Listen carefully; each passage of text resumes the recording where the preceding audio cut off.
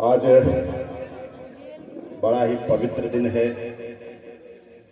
26 जनवरी 1950 को हम लोगों को एक संविधान मिला था खुली सांस में हवा लेने का।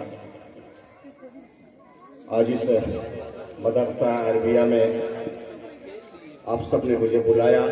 हर साल तो व्यस्तता कारण नहीं आ पाया था, लेकिन इस साल जब ये लोग गए तो मैं कहा कि 5-10 मिनट जरूर समय दूंगा, क्योंकि एक ही समय में झंडारोहण होता है। आप लोगों को जो प्यार मिलता है बहुत अच्छा लगता है। आज इसी के कारण, गंगा जमुनी तहजीब के कारण ही किसी अंग्रेज लेखक ने लिखा, इंडिया नॉट नेशन, भारत कभी राष्ट्र था ही नहीं। India making is nation, Bharat राष्ट्र बन रहा है। राष्ट्र बने उसके कहने के पीछे था, कभी हम पूरा देश एक नहीं हुआ, हम कभी खंड खंड में बटे थे। और इसी के कारण इस देश को बहुत लोगों ने लूटा। कभी इस तक आए, कभी हूण आए, कभी अंग्रेज आए, सबने इस देश को लूटा और हम देखते रहे। लेकिन एक ऐसा समय भी आया है कि पूरा एक देश चुप हो रहा है और हम समय के साथ हम सबको बदलना भी चाहिए। समय के साथ जो बदलता नहीं है वो फिर बहुत पीछे छूट जाता है। इकबाल ने कहा है, तो कुछ बात है कि हस्ती मिटती नहीं हमारी, यूनान मिस्र रोमा मिट गए इस जहां से। कुछ बात है कि हस्ती मिटती नहीं हमारी, यही कुछ बात है।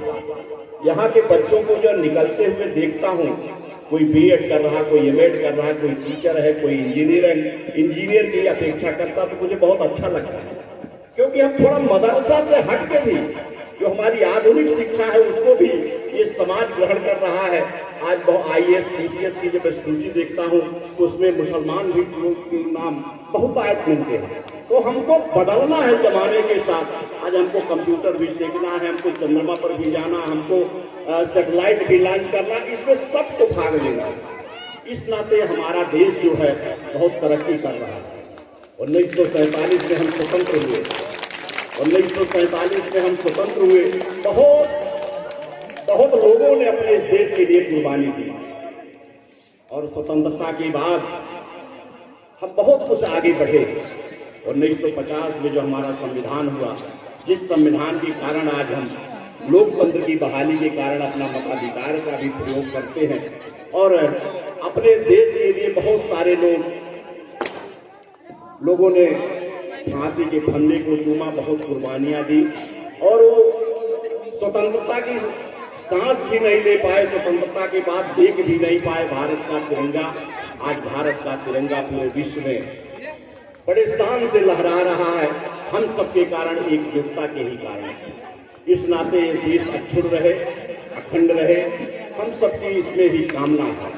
आज देश बहुत बहुमुखी विकास कर रहा है, चाहे शिक्षा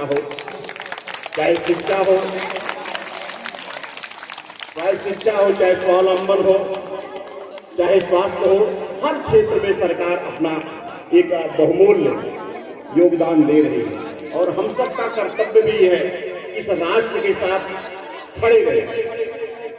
कुछ ऐसी ताकतें हैं जो बांटने का काम करती हैं, मैं उसका स्वयं विरोधी हूं, क्योंकि राष्ट्र ये किसी मजहब से नहीं बना है। इसमें तमाम मोतियों को पिरोकर एक माला बना है और उस माला में एक भी दाना निकलता है तो माला बिखर जाता है। इस नाते हम सबका कर्तव्य है इस राष्ट्र के साथ एकजुट होकर हम खड़ा रहें और ये संदेश देता है तिरंगा। इसके लिए कोई एक मजहब, एक जाति, एक धर्म इस देश के लिए नहीं है। और जब हम खंड खंड होते हैं तो उसका लाभ तीसरा भी लेता है। मुझे ध्यान है कि अटल जी एक बार विदेश की यात्रा पर थे तो उन्होंने कहा, वहां के विदेश मंत्री से, अफगानिस्तान गए थे, उन्होंने कहा मैं गजनी जाना चाहता हूं। उन्होंने कहा कि गजनी का तो इस देश के कोई स्थान नहीं, कोई इतिहास में नाम नहीं है, लेकिन अटल जी ने कहा उस गजनी को मैं जानना चाहता हूं जिसने बहेलियों को इकट्ठा करते हुए इस देश से चला, चरवाहों को इकट्ठा करते हुए चला और भारत को लूट कर लाया खच्चरों पर वहां पे सोना को लाद लाया, उस स्थान को मैं देखने गया और हम देखते रहे।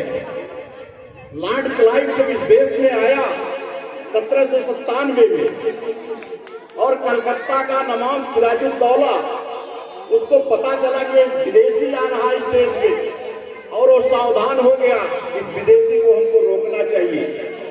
लेकिन जो उसका सेनापति मीर जाफर था वो गद्दार निकला और लॉर्ड क्लाइव से मिल गया और लॉर्ड क्लाइव युद्ध जीत गया।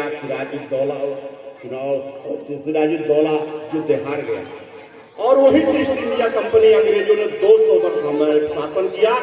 और जब लॉर्ड क्लाइव युद्ध जीतने के बाद जश्न मनाया तो 10 लाख लोग उसको देख रहे थे। अगर एक ढेला मारे होते तो लॉर्ड क्लाइव वहीं को वापस हो गया होता और फिर हम 200 वर्ष गुलाम नहीं रहे।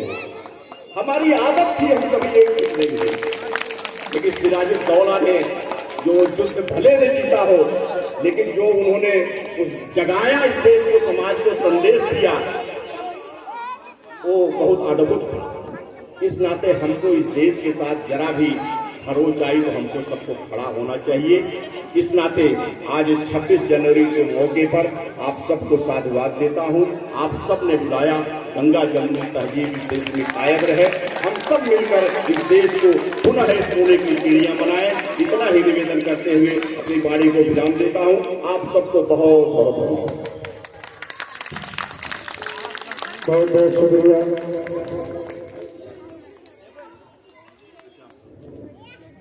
अब आइए